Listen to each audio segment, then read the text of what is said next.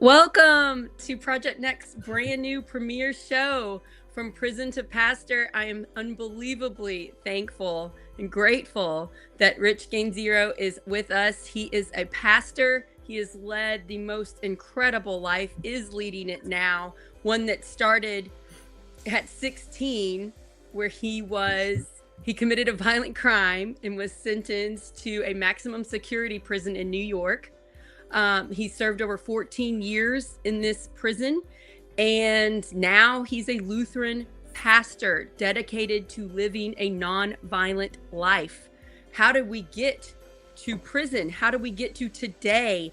And the wisdom, the knowledge that Rich has for us, I really think it can help us when we're living in such a divisive time in America in 2025, when we're constantly bombarded with messages that we should hate and fear our neighbors because they might have voted differently than us, or because they might think things that are different from us. So I'm really looking forward to learning this knowledge that Rich has to give us. And we're going to really dive deep into his life story today. And this is a recurring show, so don't worry, we will come back and discuss more details, his life, and we will also center on fascinating topics that we all need to know more about. Rich, thank you so much for joining us, and how are you doing? Thank you for welcoming me back. It's nice to be here. I'm good. It's cold this morning in this part of the country. So, Yeah, snow. We're having some snow right now. yeah. So this is your second time being Mhm. on Project Next. You were on a show with Tim. Tim has like a priest and a doctor show. Yeah. And so I listened to that episode and was like, oh, I need to talk to this person. So if you want to hear another version of you telling the story, you can go to that. If you already listened to that episode, don't worry, you will be giving more details, but we will be covering your life in case you didn't catch the first story. So can you just introduce yourself, and then we'll dive deep in the story and see what we can learn from it? Yeah, sure. Thanks again. So, I'm Pastor Rich Gianzero, and I pastor a small Lutheran church in Madison, Indiana, or Jefferson County near Hanover College. And then in January, I'll continue as pastor in that congregation, but I'll also be serving as the executive director of the Kentucky Council of Churches. So I'll be pretty busy, and it'll be fun to make some time to visit with you and share things about what I'm up to, what I was up to in prison, the transformational parts of life that happened in there, and then what I'm doing here along the way, and trying to be helpful to people. Yeah, what you do, the way you live your life now, aligns really well with Project Next's mission of uniting, of we have more in common. It's okay if we don't agree on everything, come and join us. And I kind of love the churches thing you're talking about, because it's not one denomination. It's how many denominations is this thing in Kentucky you're going to Yeah, start doing? yeah. The Kentucky Council of Churches is 11 denominations, and so it includes the four Roman Catholic dioceses of the state of Kentucky, the Episcopal Church diocese, the ELCA, the denomination which I'm ordained in, Presbyterians Cooperative Baptist Fellowship, I should say Presbyterian Church USA to be specific, the United Methodist Church, and the three historic African American Methodist churches. And if anybody's watching and I missed one of them, I haven't started yet, but I'm not intentionally leaving anybody out. So yeah, it's a good I just think that's really mission. beautiful, because we're just constantly bombarded with division all the time. And there's lots of different types of Christianity. So it's a really beautiful thing that you're going to be working on this, uniting different churches coming together and working on a common goal of community. I just really like that. So we'll talk more about that in future Sure. episodes. Um, I imagine you didn't foresee yourself in this role when you were a kid, like living this life. And it probably, I would imagine, took the horrific events that happened to you as a young man and a kid to lead you here. And that's what is so fascinating. Most people would think the way you started your life, you would not arrive as a Lutheran pastor. So that's what I want to get the of in this episode. Take us through a little bit of your childhood that led you up to committing this violent crime, if you don't mind. Sure. There's some people who think I shouldn't be a Lutheran pastor within my own denomination. So, It's kind of uh, funny because isn't the root of Christianity like forgiveness? well, that's a good question that I don't want to get into right now Yeah, because maybe we can do an episode on it, but I, like, I remember a social media meme where a guy was saying all this Christian stuff, and then he was being mean to somebody else, and then his child in the cartoon said, "Well, aren't we supposed to love our neighbors?" And the adult said, "Well, we just preach about this stuff. We don't actually do it." So oh there is yeah, that element, but yes, yeah. So definitely. I'm glad to kind of share a little bit about how I ended up in prison and committed the crimes that I committed when I was 16. Um, and I appreciate this idea that you've invited me into around um, the idea of unity and those kind of things, which I think a lot about in the context of difference. I think it's important to consider. You and I talked briefly before the show about around what ideal or around whom do we unify, right? So I think that's an important thing to unpack along the way too, because people who are suggesting that other people are not really human or treating them that way, I cannot be in unity with that. Right. I think When you that's a look at bigger another piece. group and you don't see them as human beings, you've Right, lost some of your humanity, your empathy. We have to kind of shine a light on that. Hang on, look at what we're yeah, doing. This is a weapon used to make another group of people not seem human. Yeah. right. Yeah. And so you come at an impasse, and I think maybe there's some analogy that we can do with my story. I think it's good to just mention a couple things that the crimes I committed were about 33 years ago, and I've been home going on 20 years. So I'm not a person that came out of prison 2 weeks ago and decided I was going to walk on water across the Ohio River to meet you in Indiana and Hmm. save the world, right? Right. So let me say that I was a kid in Denver, Colorado, and was a victim of several instances of childhood sexual abuse and assault by two men and a woman. And I talk about this and name this as a person, and also in my role as a pastor, a public faith leader, because we're I think socialized in our nation generally not to talk about these things, and for men specifically who are victims of violence and sexual violence, we're really socialized not to talk about these things, Right. um, and well, that's just not healthy. We need to talk about them. So I was an angry kid, angry teenager. Um, some of that was because of the abuse that I suffered, and as I look back, feeling like I was robbed Right. of childhood, Right. robbed of the opportunity to be a person. I think most people in your situation, especially in the time period, is this the early 90s? Is this the 90s? The late '80s, yeah. Late 80s?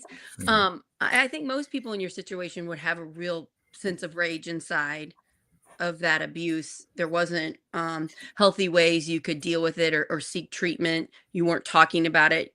There's probably shame and guilt and all kinds of bad things inside of you. So the rage and the anger makes complete sense on a human level that you were Yeah, feeling that. and families don't have, how do my parents, who certainly loved me then and loved me through being in prison, and my sister, affected by this, the tools and opportunities were not available, uh, and I'd argue in a large degree are not available even now, right? Right. Uh, Yeah. People are often treated as experimental subjects who are victims of violence. And of course, we know statistically that people who end up in prison are, and especially those of us who have committed a violent crime have also been victims in some way, right? Right. So I left home at in the middle of 10th grade, and I had a car, and I was working as a busboy back in the day, and so I had what I thought was a lot of money, a few $100, and grabbed friends, and we took my car and drove to New York. I was trying to see my best friend in Queens, and my car broke down in New York, and we staged a carjacking. This was back before that term was invented, and I shot two men, and I'm eternally grateful those men haven't died. And you know from our previous conversations that it's always important for me to express some gratitude for the fact that those men did not die, and some humility around the reality that I am at peace in my life. I'm so very grateful to be a father and a husband, to be a pastor, and trying to live a redemptive life.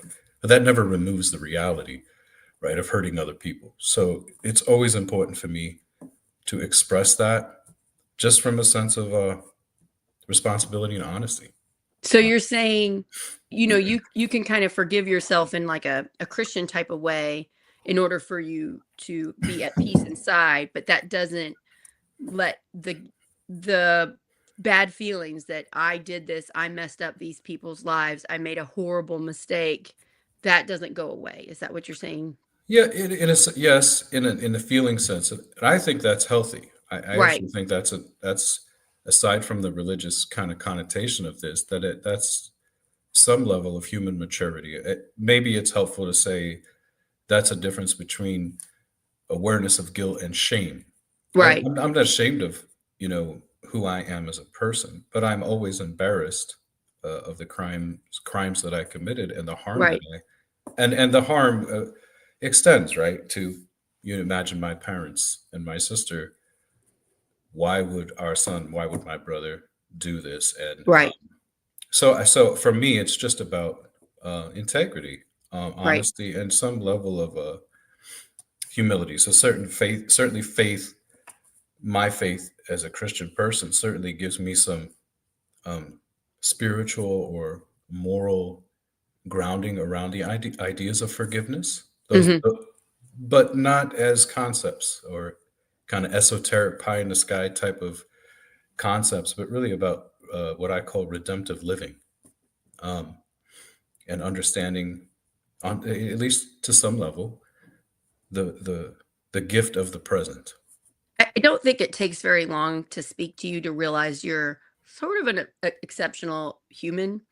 That because of your life, you have more wisdom than the majority of us. And I think a big part of it is what you just said just now. You're willing to say your worst day. I think most of us would be tempted to never talk about it again. Be like, look, I'm Mhm. sorry. I don't want to talk about it. It's too painful for me. I caused harm. The willingness that you are to come on a Project Next show for the second time and cover this shows your humbleness, your willingness to show that you are not perfect. And I think as humans and in our culture today, that is kind of rare. Mm. I cover a lot of politicians on Project Next, and I'm always saying if they would just admit wrong and then fix the mistake, we're all making mistakes, and Mm. and so I just want to point that out. The fact that I'm sure you don't enjoy talking about this part of your life, but you do it over and over and over again, kind of helps shine a light on you are exceptional and we can learn from you. And it's freeing too. It's freeing to admit your worst mistake publicly. It kind of makes you braver than a lot of humans, which is why I like to talk to you. I like to spend time with you because of your of your personality. It gives me peace. So I just appreciate you doing that, and I just want to acknowledge this is a pretty brave thing that you're doing. And it's interesting that people that are in the Christian realm try to stop you and say you shouldn't have this position of power now because of your past actions. That's interesting to me. Okay, so you commit this crime in New York. Are you arrested that night? Take us through what happened. A 10th grader really hits my heart. I just want you to know I have a 10th Mm. grader. He's going to be 16 in a couple months. And I have one so, too, oh man, I mean, and an it probably 11th gives grader. you a lot of empathy on your past self to see how young they are. They're babies still, it's like Yeah, you were a baby hurting, you know. Um, yeah, like I really feel for your parents yeah. too. Well, yeah. I thank you, because it that, I've talked in various places and done some testifying in Colorado State judiciary committees around juvenile justice bills and reform bills and stuff, and talked about the realities, right, of impact on families and stuff. I think that we live in a society that also conditions us to blame. Hmm.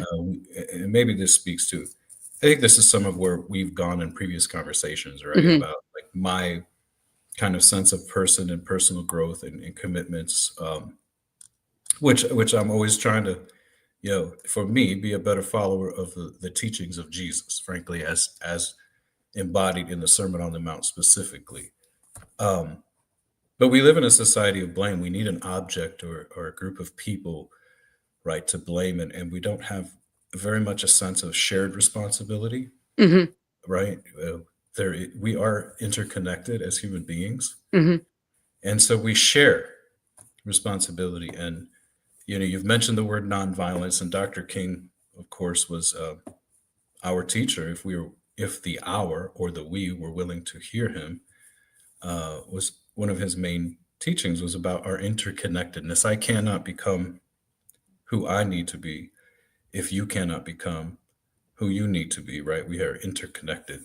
So you're So, saying like a shared responsibility within our communities to help take care of our children, of our youth, instead of just you messed up, you get locked away for a really long period of time, we're blaming you instead of looking at the whole system. How could we shape these young men and women better so that they do not commit these crimes which put yeah. them in? Well, we need monsters. We need monsters in society. Hmm. We need to create the concepts that were created in the late 80s and 90s, particularly as it affects our generation, right? Hmm. And all succeeding generations to this time now. We need the super predator. We need the welfare queen. We need these objects that are kind of an idealized form of our enemy. But Hmm. the flip side of that is also the presentation of an idealized community. If you've looked at, for example, the Department of Labor's current Facebook postings that present a Mayberry depiction of what real American families, real American workers look like, it is literally a depiction of things that we saw, that this world saw um, in the 1930s in Central Europe.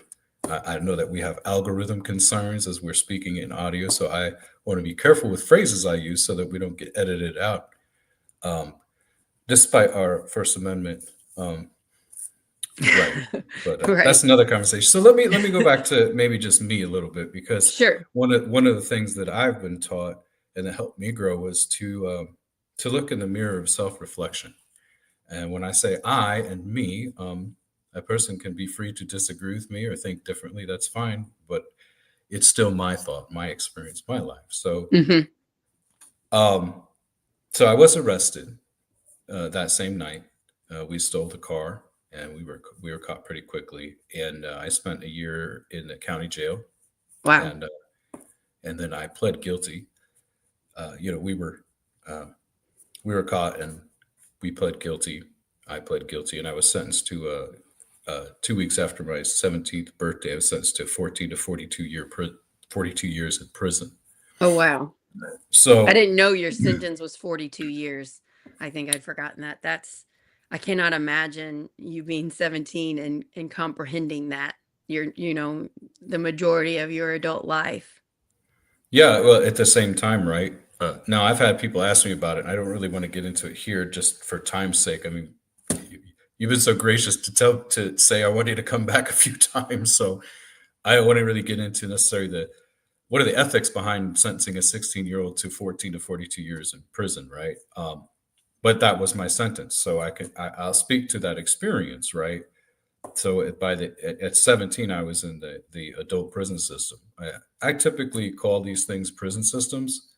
I'm not big on too many euphemisms, Hmm. departments of correction or whatever. There's no correcting going on in there, okay? And that just to be very clear, that is not a corrective place. It's not a place of teaching penitence, hence the Right. phrase So you didn't penitentiary. go there to learn life lessons. Nor do they send you there for that.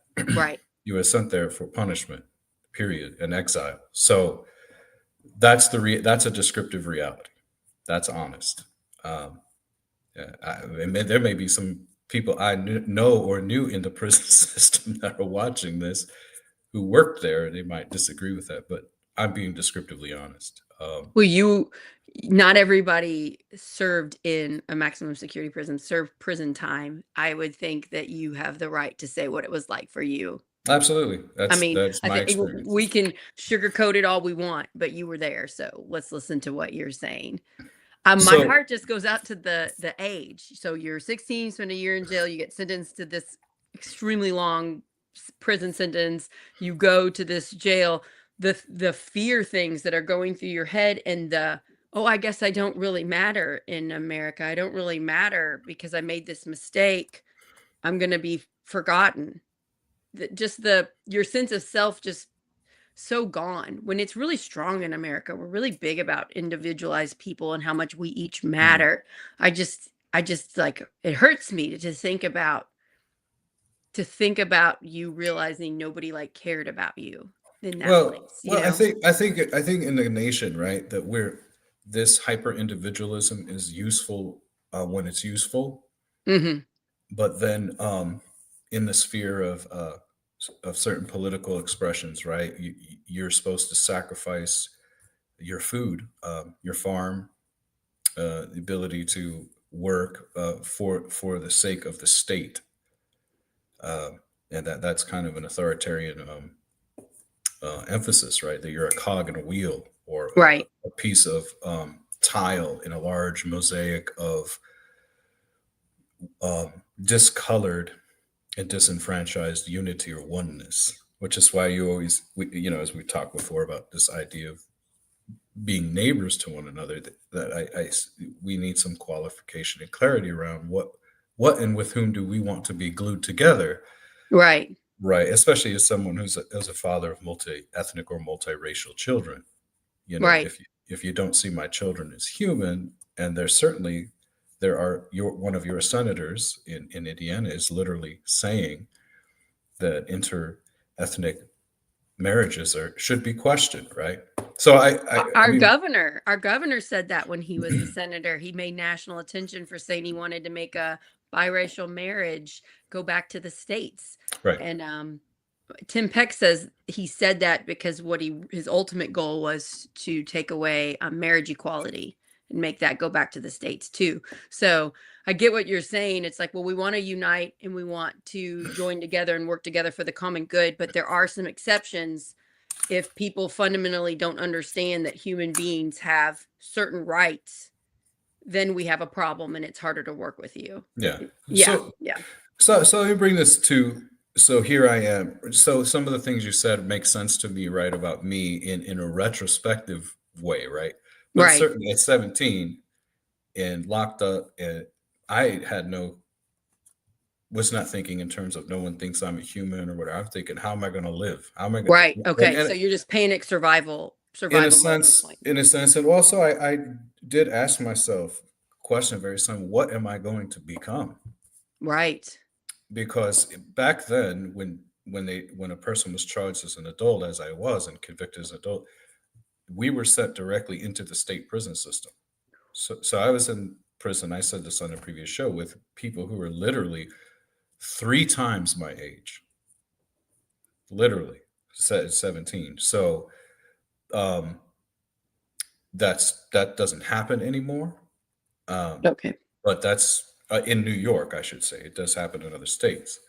Um, that also doesn't mean that the change in the law is an act of mercy necessarily. It's typically from the state, by which I mean the government, an issue of liability. If a minor is raped or assaulted by the COs or guards or another prisoner or their staff member, there's a certain liability issue. So I do like to raise a bit of the critical thinking invitation to people when they see things in criminal justice reform or changes. That they are not always they are rarely altruistic in motive. That's a fair way to say that. So here I am at that age in prison, and knowing I'm going to be doing a lot of time, and they call that an indeterminate sentence. So I had a range. I could do 14, anywhere between 14 to 42 years. That's a pretty Wow. long spectrum. So to I shared with Tim on the other show, some of the first suicide that I experienced when I was 17, of a guy I was talking to. They woke up in the morning. We're all in our cells. Excuse me, just a second, take a drink. Sure. And there's no hot water or toilet seats, so you put a towel out on your cell bars, and with a little bucket. And there's a guy that's let out. They call them a porter. Comes around with buckets of hot water to pour into your bucket. Wow. And I heard him scream and yelling, and I looked out of the bars, and I'm like, "Yo, what's up?" And the guy had just talked to last night hung himself during the night. Right now, there's supposed to be there'll be people that don't appreciate me saying this, but there's supposed to be security rounds at night. So that was my introduction, in a sense, very, very early on. Coming. So you hadn't been there that long when that had happened? No, and then it was a very violent place that I was at. They called it Gladiator School. Wow. And I remember talking to what people called an old timer, guy who'd been in prison for a long time. He said, "Oh, young blood." They called me young blood. You're going to the Gladiator School because that's where you're going to learn how to fight. And so that was normal, pretty normal type stuff. People getting cut, officers abusing inmates. When I was 18, a guy I was going to the chapel with was, I think, in retrospect, literally having a mental health breakdown. And he just decided he wasn't going to line up in formation to go to the mess hall to eat lunch. And the officer pulled an emergency pin, grabbed him, threw him on the ground, started kicking him. All the other officers came up, forced us on the walls. They handcuffed him, and they proceeded to beat him with clubs. And that's was a very, very common thing. And there was no accountability, right? It's not like you guys could go to somebody, your HR department, and be like, "This is not acceptable." No. He was handcuffed. They kept hitting him. You're just witnessing that with no repercussions. No, and they also have in New York a unionized system for the guards, so there's the ability to do slowdowns and so that's just the reality. Anybody who's worked in a prison in New York, who is honest, or anybody who's in prison in New York knows, and I think that the death of Robert Brooks recently at Marcy Correctional Facility, and the suicide of the imam at Marcy Correctional Facility just last week are small windows into the reality of the abusive natures of prison. So that may make people uncomfortable. But we just don't have any accountability. There's just no system set in place. I imagine there's a few more than there was when you were in there, but clearly it's still happening in many of these places. Absolutely. So how do I come to a sense of self, right? Because that's one of the things you want us to talk about is how do I come to a sense of self? So it's really common for guys people in general, but I'll use guys and men because I was in a men's prison. I'm a man, so I don't want to be insensitive to anybody, but that's why I'm using that language. Guys often turn to religion, faith, some kind of escape, right? Some people will call this like jailhouse conversions, whatever. And so I was, in some sense, in that regard, no different, right? You needed a higher power. I needed something to get you through this so you could survive it. I needed something. Yeah. And many people who had become Christian or other religious affiliations, whenever they are released, often throw their Bibles right out or other holy books right into the garbage cans and just go right back into life. But that's most often amongst those who are doing shorter time, right? Okay. And that's another conversation altogether, right? When you're doing 10 years or more, it's a different this is a different kind of experience. So I was no different. I was literate. Thank God I could read. That was one thing that saved me is I could read. So went to the chapel and I ended up working as a clerk for a chaplain, who, by the way, when I was ordained, was one of the two chaplains and pastors that came and spoke at my ordination service, to become a Lutheran pastor. That's beautiful. So were you able to go to church every week? Yeah, we had chapel type services, and I was the clerk there. So, it's a paramilitary kind of hierarchical environment. There's a lot of similarities in terms of how people move and are structured. So I was a clerk typing up stuff for the chaplain, and he gave me an opportunity to work with him, and that was a really big introduction to. You mentioned different kinds of Christianity or Christianities, to a different kind of Christianity within the context of the Black church. And I became, sometimes I'll describe myself as a child of the Black church. And some people wonder at that or don't understand that. But what I'm in part describing is the influence of the Christian message from oppressed peoples and enslaved peoples and peoples who experienced Jim Crow segregation and the civil rights movement, and ongoing and continual to this moment, right? Just racism and white supremacy as literal threats to the entirety of economic being, personhood, so on and so forth. And that message from a Christian context about the central message of Jesus is one of liberation. Mm-hmm.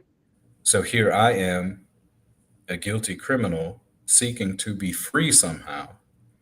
And so freedom songs and the ethnomusicological genre we refer to as Negro spiritual spoke to me, because the prison is a modern day plantation. I did not know this, but I was experiencing some sense of hope in my life that perhaps I could be something Right. different. The language of the prodigal son parable comes to mind when Jesus said, that son went out in riotous living. The Bible is full of so many strange, odd, and sometimes beautiful expressions: riotous and irresponsible living. And the next phrase is that he came to himself. So I came to myself partly in that, some sense of self in there. And then when another chaplain came, who's still my pastor to this day, I know he doesn't mind me mentioning his name, Jay Lewis, out of Calvary Presbyterian Church in Newburgh, New York. And he came in to start a hospice program. So in the 80s and 90s, many prisoners were dying in prison of anything anyone else dies from, right? I mean, are you all getting regular checks from the doctor if you get cancer or something? Are you getting treatment for that? Maybe, maybe not. It's not like you can just say, I don't feel well, can I see a doctor? And they that day take you to the doctor. There's a sick call process, so you can go and see a nurse early in the morning if someone's sick, yes. And so in that regard, yeah, you could get checked. And if somebody's really sick, they're required to take you out to the hospital or so on. But I didn't share this with Tim, and I don't mean to be overly graphic, but it's a true story. So I was just at the dentist, right? And they noticed here a couple weeks ago that I still have a wisdom tooth in one of my 4 wisdom teeth, right? And I had told my dentist here and in Colorado, no, I don't want you to remove that tooth. And the reason why is because when I was 18 in the prison, my wisdom teeth were coming in and I was in a lot of pain. So I scrambled to see a dentist and was writing letters to see a dentist, and they brought me in, and the dentist came. I saw this dentist, to make a long story short. Then he stuck me with the stuff in my gums, and he put a mask, like one of those clear dental masks, over his face, and he literally took a little hammer and a chisel and he chiseled my teeth out. So anytime I get a little shot or something for a dental procedure, I'll try to do it without that anesthetic, because I'll lose consciousness, and it's not it's a body, it's a physical reaction that I have because of that experience of having that dentist hammer my teeth out of my literally out of my jaw. Did you have pain medicine in jail when they were doing that? Yeah, he stuck me with a local anesthetic, and then they gave me some aspirin. But it wasn't enough, so it was like extremely painful. Is that what you're Yeah, saying?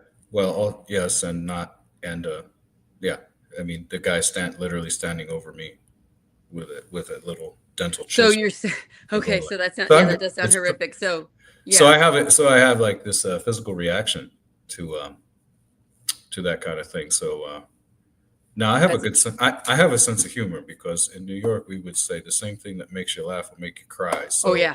Let's laugh about it. I always tell the dentist, listen, you got to give me that laughing gas because otherwise I will literally lose consciousness. This is And interesting. We don't know enough about this. I was listening to an interview with Malala. I can't say her last name. I cannot say it right. Yousafzai or something. And she was on my favorite podcast, Armchair Expert with Dak Shepard. And she was saying she had always said, you know, how she was shot in the head like 3 times by the Taliban for going to yeah, school and being an activist as a child. And she always said she couldn't remember the experience. And then she was in college and she smoked pot in college, and all of a sudden she relived for like 3 days. Her brain showed her over and over again the interaction, what happened. So it's just like our bodies, we don't fully understand them. yeah, no, There was we're some mental yeah, block when she's conscious and aware that was preventing her from understanding and reliving that horror. But yeah, so she doesn't want to go like take certain types of medicines and things because it will bring her back. And so yeah, your story reminded me of that. We don't that's real. understand the way the human brain works. We're trying to we're trying to protect and save ourselves from our past Yeah, traumas. Yeah, in ways we don't it's get. trauma. Yeah. So let's talk about this connection. Reverend Lewis comes into because people are dying in prison Okay. of anything that people would die from in the free world, so to speak. But also exacerbated by some lifestyles, like a lot of guys in prison, right? We had led or were living really hard lifestyles, right? Hmm. So a disease can progress quicker or whatever, right? And Right. guys, And you're yeah, not getting the best care either, as right, per your wisdom teeth story. yeah, that, and we hadn't taken care of ourselves or whatever. And you're So probably not anyway, getting the best diet. people are Yeah. dying. People are Okay. dying, and also it's important to point out, right? The the impetus on the tough on crime stuff back then. So Oh yeah. guys were getting sentenced for 1 year to life. Remember, mine was 14 to 42. But could you imagine me sentenced 1 year or 3 years to life in prison? Or just sentenced life in prison with no parole. There's a whole bunch of people in this Well, country that have been sentenced that. and the point here is that these were typically folks who were not drug dealers, but were their own best customers, right? It was very rare that tough on crime legislation went after actual drug dealers, right? Right. Um, so guys would end up spending all this time in prison, dying in prison because the sentences were also longer. Right. So they built medical units in the New York State prison system onto some of the maximum security prisons. And the prison I was in had one of those. So Jay Lewis came in to start a hospice program. And of course, I'm a pastor now and I have a master's degree and other stuff. So now I understand the fact that he is and was a clinical supervisor that trains chaplains and pastors. So, but we didn't know that in prison.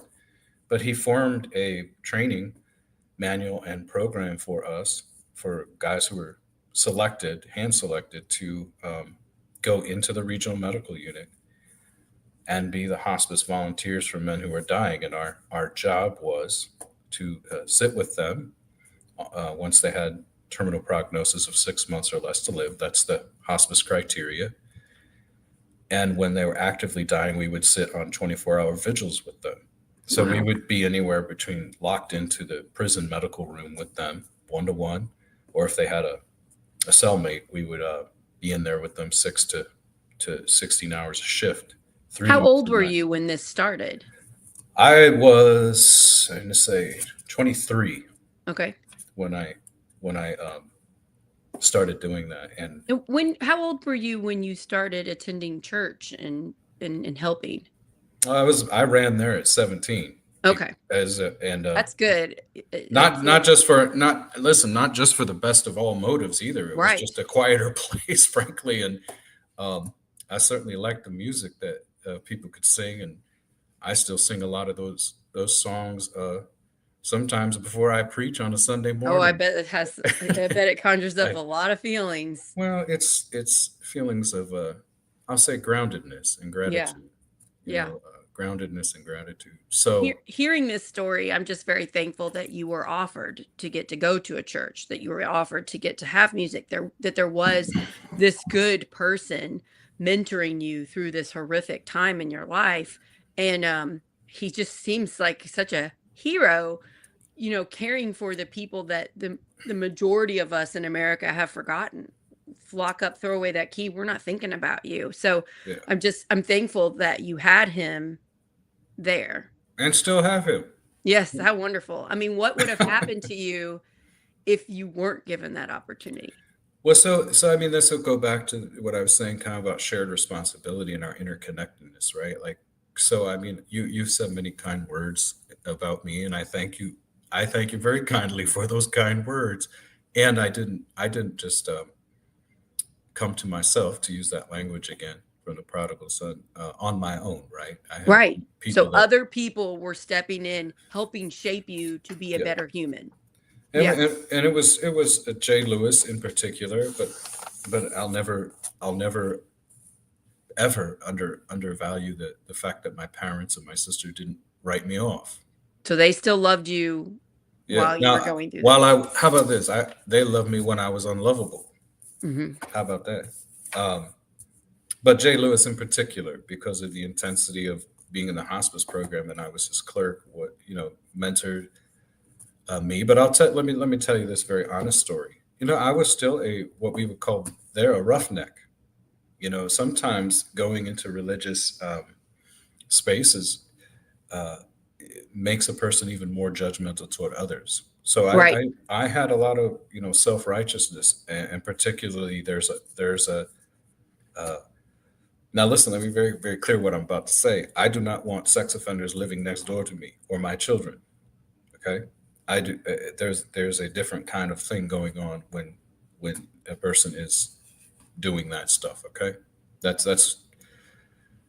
beyond simple criminality in a certain way. But at the same time, how can I sit? We would sit in judgment as prisoners over sex offenders and rapists, certainly bottom of the rung, and but yet here I am, a guy who almost killed two innocent men, right? So there is a so I what so here's where I want to go with this. So when I met Jay Lewis as a 21, 22-year old before the hospice program started, he was coming into the prison as the new chaplain, and me and another guy was a clerk, and we greeted him. So we were praying for our chaplain to come, which is true. And then after about 6 months or so, I'm watching him, and I'm like, I did not like this guy. I did not like him. I worked for him, and what I know I didn't like about him is that he was able to get into our business, Hmm. get into our faces metaphorically, right? And challenge us. And so one day he asked me, this is a true story. One day we're sitting in his office, I was doing some work and stuff, and he says something, and here I am locked up with a green shirt and a department identification number on. And he says, well, Richie, they call me Richie, what's your problem with me? This is one-to-one conversation. And I looked at him directly in the eyes and I said, I don't like you. So there's one thing about me is I've typically been an honest person, for good or bad, right? Better or worse. And he looked at me, and we still talk. We still joke about this as recently as this week. Uh, he said, "Well, I'm going to love you anyway." And when the hospice program started, right? This is yeah, I said this on Tim's show before, and I want to say this again. At that time, we were not given any sentence reductions, any privileges, anything. for being in the hospice program. We simply went over there, and most of us were doing long sentences. A number of us were what we call lifers, guys with life sentences. Our commitment was that no one should die alone. No one should die alone, period. So we went through a training. We went over there. The training was amazing because it was J. Lewis specifically bringing together other people and teaching us how to be. We wouldn't have known this then, but teaching us how we might become human in a dehumanizing place where we were treated as animals, right, in cages. So we would go over there initially and get security escorted into the medical unit, and the officers there, we call them in New York COs, correctional officers. They didn't like this. Some of them literally would say to us, and I won't repeat all the words they use, but they say, "Well, my mother died by herself, so why the F does this? Do you inmates get to take care of this person?" Or I hear that all the time is reason not to help people. I hear it all the time in our government. Why would I help? Why would we give them this? I didn't get that. I did it myself. Which is never true, by the way. Because even if you got up on this morning and drove on a road, somebody paved that road. Yeah. Somebody's taxes paid for that road. But doesn't it? It comes from a base of, in my opinion, we're not good at accepting responsibility for our own faults. And when we don't take responsibility for our own faults, we don't like to have empathy or forgiveness for other people. So we cling on to it. And then it becomes the self-righteous thing. Well, somebody said this, I won't give the author and title, but said that if we were really looking for evil or sin when we are judging other people, what we would actually do is look within ourselves, because that's the place we surely find it. Yeah. And that kind of honesty and in self-examination and critical thinking is rare, I think, in our society. Certainly rare in the loudest of public voices that we hear. Yes. But then if I look at myself with some sense of sobriety or honesty, right, then how I begin to look outward changes. And so we were going over, our small group of 8 prisoners were going over into the medical unit, and the COs would often throw us up on the wall aggressively. They would frisk us, which makes sense because you can get some stuff over there in the medical areas. So that made sense. But they would run their hands up our legs and hit us in the scrotum. And so we came back. Now you're talking guys like. So this is happening to you every time you're just trying to be with someone that's dying? Yeah. I don't want to say every time, but quite often. Frequently by the regular. So you're getting negative actions happening to you. I wouldn't call that hard thing. It's a little bit beyond negative. Yeah, when you're getting hitting like you abuse, in the testicles. Abuse. Right. Yeah. And thrown against the wall. So now you're talking about 8 guys that we are not pushovers. Okay, I'm trying not to use prison language. And we're like, yeah, this ain't. What are we gonna do? Yeah. So we talked to our chaplain, to J. Lewis, and he sat there for a minute, looked at us, because this is a man that I love him dearly, okay, and earned respect from people, and became a pastor even to a lot of prison guards, not just prisoners. A man of integrity, a beautiful human being, and he finally looked at all of us in his office, and he said, "Next time they do that, I just want you to say, 'Thank you, Jesus.'" And so in my mind, let me just tell you, my Christian prisoner mind, I was like, F that. But we said, you know what? Yes, that's what we're going to do. And that's what we did. And when in some odd way, we converted those officers. Wow. They stopped doing that. The next time it happened to me, I said that out loud. Because I figured I knew how to tell somebody F you loud. I knew how to act like a tough guy, even if I was afraid. But I said out loud when he hit me in the testicles, that officer on the wall while I was going to hold the hand of another dying man, I said out loud, "Thank you, Jesus." And that officer just stopped. And what ended up happening over time, and pretty quickly, is that those officers would see us sitting there on a vigil overnight with these dying men, feeding them if they could eat, or giving them water, or putting Vaseline on their lips, Mhm. or reading a letter from their family, or reading a poem to them, or reading something from a book or the Bible, or writing a letter for them. And those officers, sometimes they would stand with the flashlight in the middle of the night and just look at us. And I'm like, dude, what, you guys are weird. Like, leave us alone, you know? Like, that's what I'm thinking. But they didn't know how to respond to this. That's what I was thinking. They're probably in their job, they really try to not see you as human beings. They just try to see you as terrible criminals that don't deserve anything. So But you're making them see that you're human just by saying, we want to be with other prisoners as they're dying. And that makes them face their thinking is not accurate. You're human beings in here and yeah, deserve so to be treated better. So it seems yeah. like it's like Well, making them confront some stuff there. Yes, that's true. It also, you know, this is a maximum security prison, so most of us in there have been in there for a few years. Right. So people are known in prison. Everyone knows who's having sex with other people on the down low or up front. Everyone knows which officers bringing the drugs in to give to the prisoners to sell. Everybody knows, and most people don't say anything. So our group of people, we were committed to this principle that no one should die alone, period. So long story short, in a certain sense, we converted them to our cause, to the point where sometimes the officers, right, which is security in the prison hierarchy, would come over and tell the chaplain or the counselors, hey, so-and-so needs one of them hospice aides. He needs one of them or they say one of them hospice dudes because they're not doing well. And the medical people in the medical unit would say, well, you know, they don't qualify to have a hospice person because don't have a terminal prognosis of 6 months or less to live. And the officers have the keys, the badge, the baton, the rifles in the towers. And they're like, no, that guy, something's wrong with him. He needs one of those hospice aides. And so they became, strangely, some of these officers over there became strange co-conspirators to care for the terminally ill.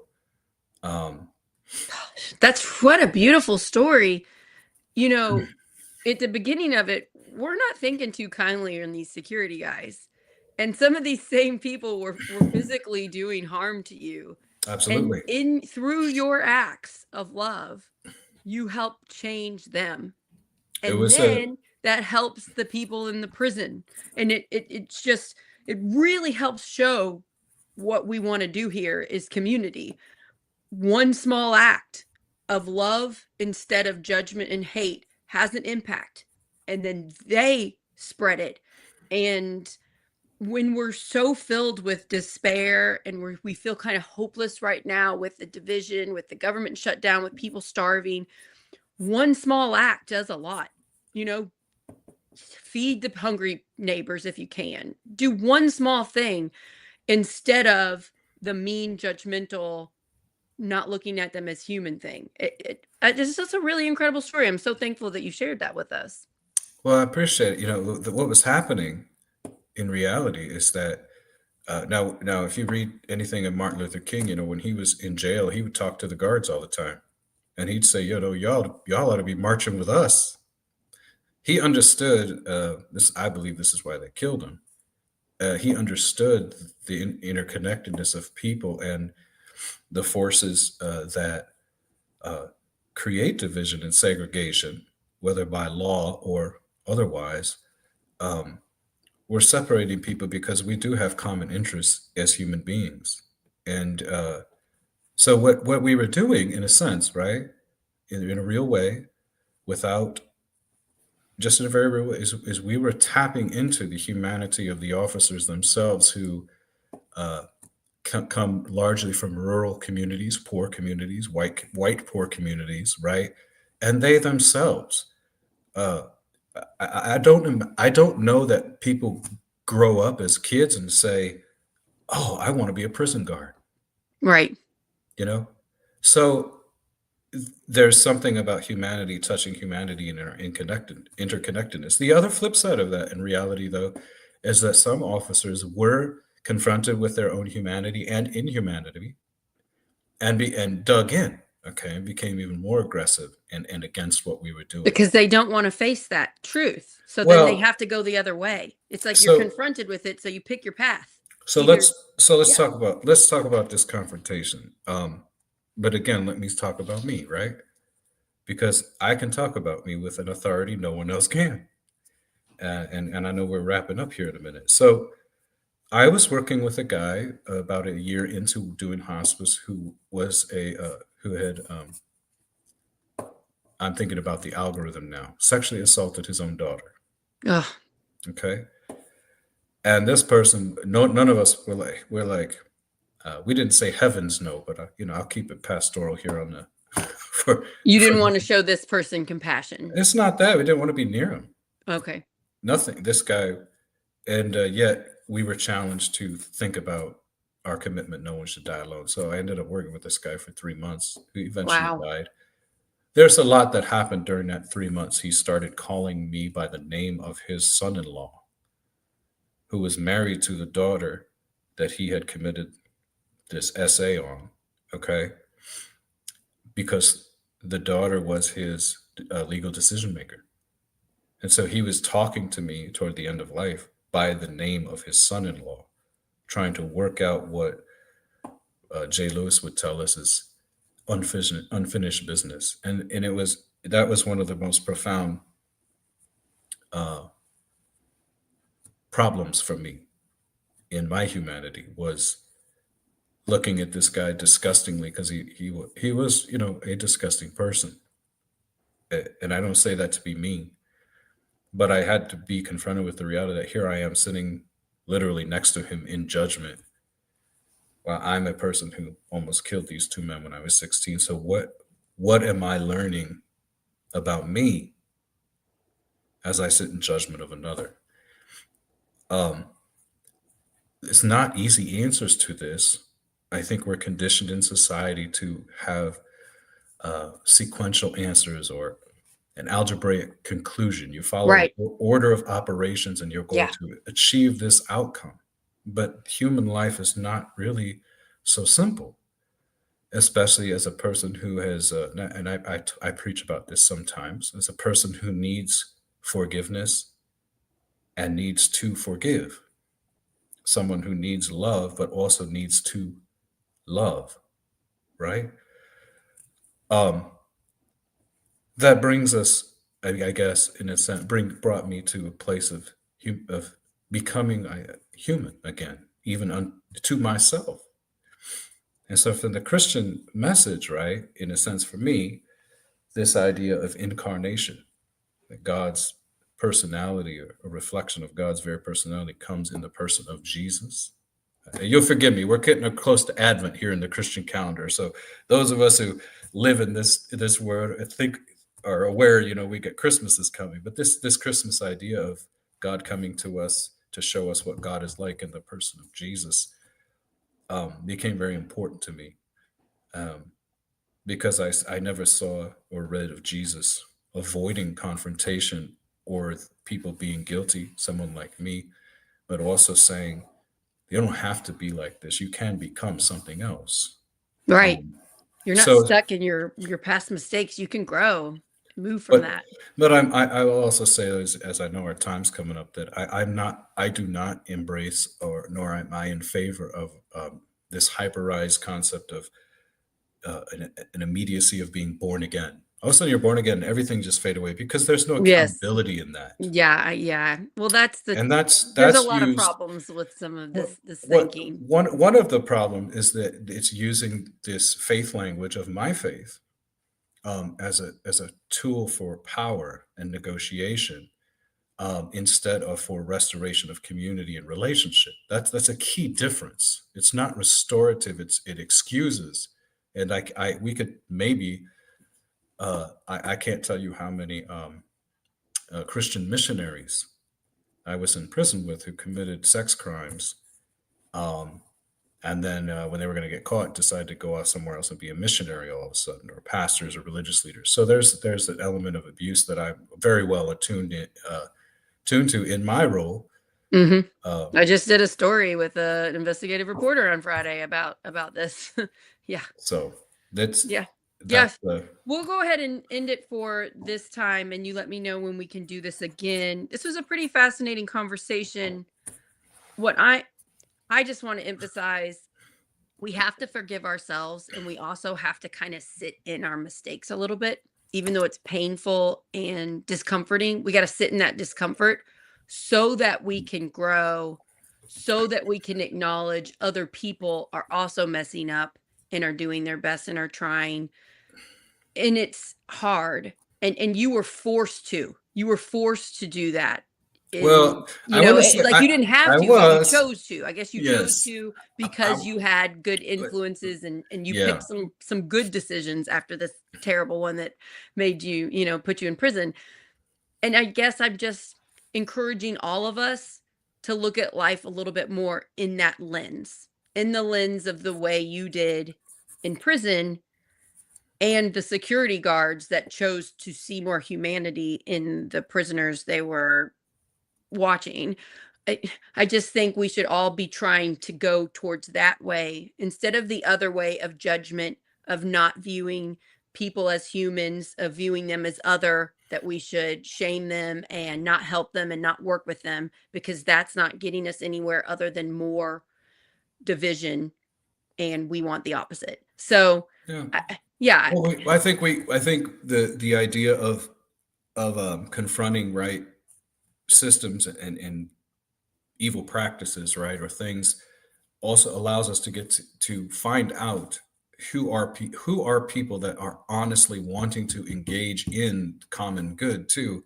And it's a quicker pathway also to find out those who will never choose to do that. Right.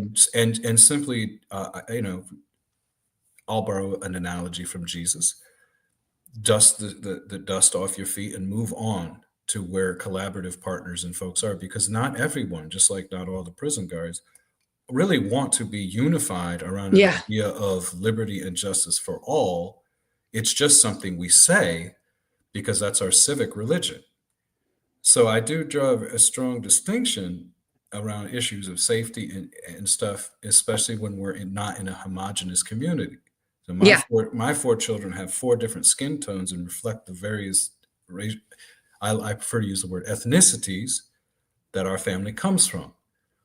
In fact, you might not even see that some of my children are siblings, right? People who think that they are inherently wrong, evil, violent, or unintelligent are not people that I can ever be unified with. Right.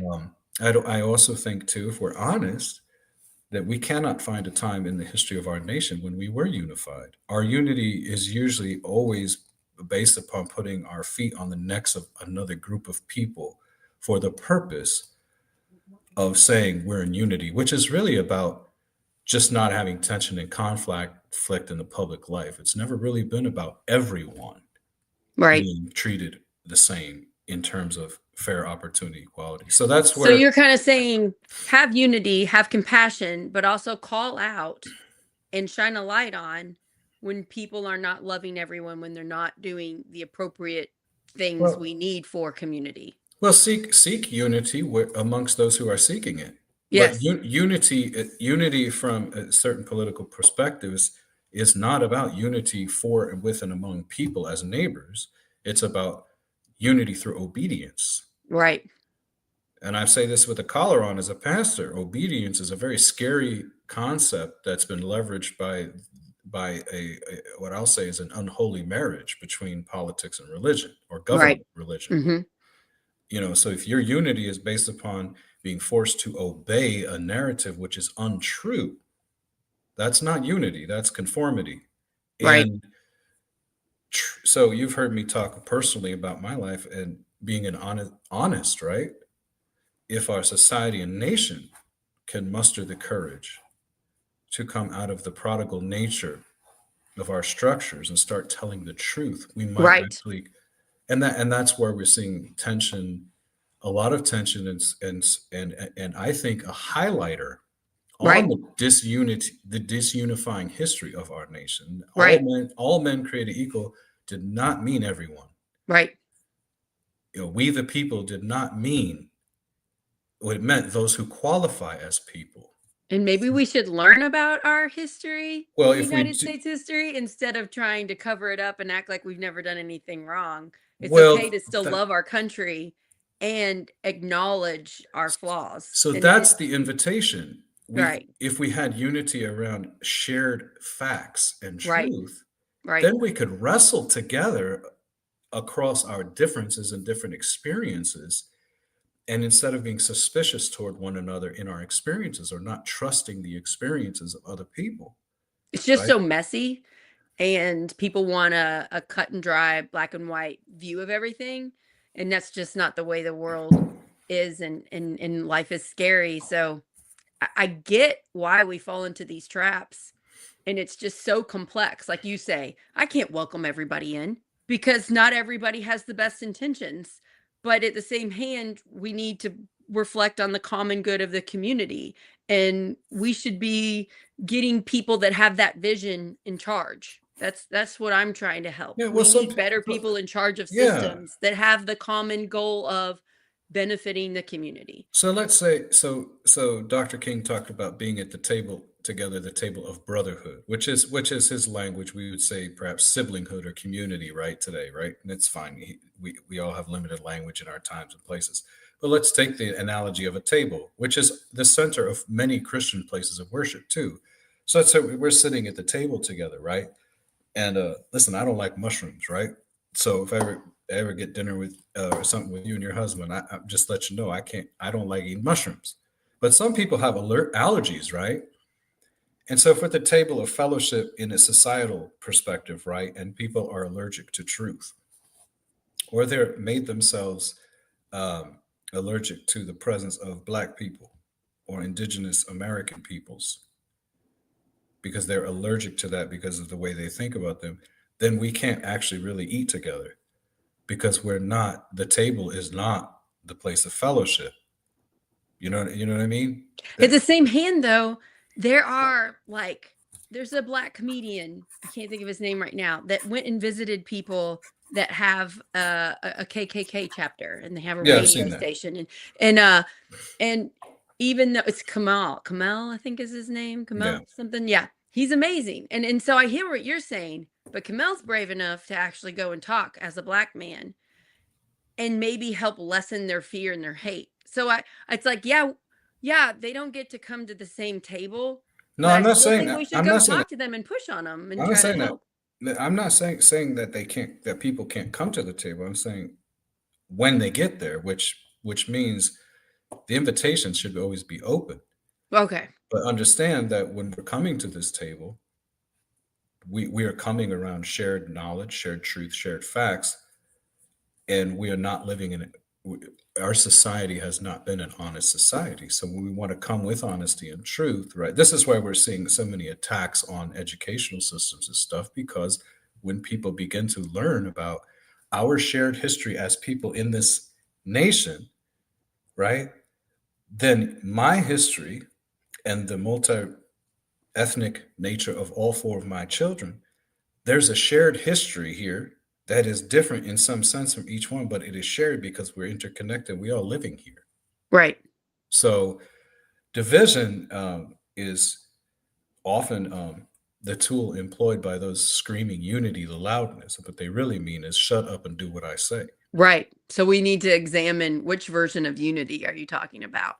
Yeah. Okay. We'll go ahead and All end right, it for what are we today, talking but this about? has been fantastic. I could talk to you all day. Thank you so much. Let me know when you can do another show. If you could please share the show if you're watching, share it with a friend that might gain some wisdom from this, might enjoy the conversation. We are on Substack. You can go to Project Next Indiana and enter your email, and you can get these shows sent to you as emails, and you can read the summary and see if they sound interesting. So you could do that. Also, we're on Facebook, Instagram, and YouTube. If you would please subscribe on YouTube. We have 725 subscribers and we need 1,000. So anybody want to help with that, we very much appreciate it. We are growing and we are changing and kind of morphing into what our mission is at Project Next. We're coming up on a year, and pretty soon it will have been around for a year. We're still new. And I just really thank you to all of you that listen and share and talk about these shows, and please comment. I want to know what you think about it. And Rich, can you invite everybody to your church? Where is it? What Oh, time? sure. Where Yeah. can people So, go if you want to meet them in person and listen to a sermon? yeah. So people are welcome to come to church and visit us 10 a.m. on Sundays at Resurrection Lutheran Church on the hilltop in Madison, Resurrection Lutheran Church. And when I talked about the table in our practice, we have communion on Sunday mornings, and that table is open. Everyone is invited to receive communion. There's no litmus test. You don't have to meet with me. We do believe that uh, the story of Jesus on the cross with arms wide open, that those arms remain open. We welcome seekers and doubters, the overly confident, divorced, the transgender people, immigrants, refugees, any kind of humanity that says, I know I need some connection. We welcome you as you are. I'm Lutheran enough for everybody, and you don't have to be a Lutheran. That's nice. So We're yeah, you welcoming. could go see him in person and listen to him sermon. I'm very thankful for your work that you do in your community. I'm thankful that you met Tim and he convinced you to come Yes, on. Tim. So yeah, Tim, like, because you're in his district, he's running for Congress. So that's really neat. I'm running for state house and mine is not in yours. It's a much smaller little Well, area. I guess also we didn't mention, I actually live just outside of Louisville, so I Oh, actually that's right. I You live live in in Louisville. Kentucky, so Yeah. So you live yeah. closer than your church to me. That's interesting. Yeah, we'll have to try to meet up in person sometime. That would be nice. All Um, right. yeah, thank you. Thank you so much for sharing that wisdom. I feel better. I feel like I just had like a really intense therapy session or something. So yeah. So thanks everybody. And I hope you all have a wonderful day. I'm gonna have a show with Christopher Machen, my favorite Republican, on Thursday, where we're gonna talk about the divisiveness and what we agree on and what we realize is propaganda on both sides. I'll see if I can get Tim Peck to do a show this week. He's just coming off a very busy week of working night shift at ER. And he worked night shift, Rich, and did a debate and then worked night shift again. I was like, Tim, you know you are human. But he's coming off of that. He just finished his last shift for a few weeks. So I imagine hopefully he is sleeping right now, but I'll see if I can get him on a show this week. And thank you, Deborah, for sharing the show, and just have a wonderful day, you guys. Thank you, Rich, and good luck with all the amazing stuff you're doing. Thanks. See you later. Bye, everybody.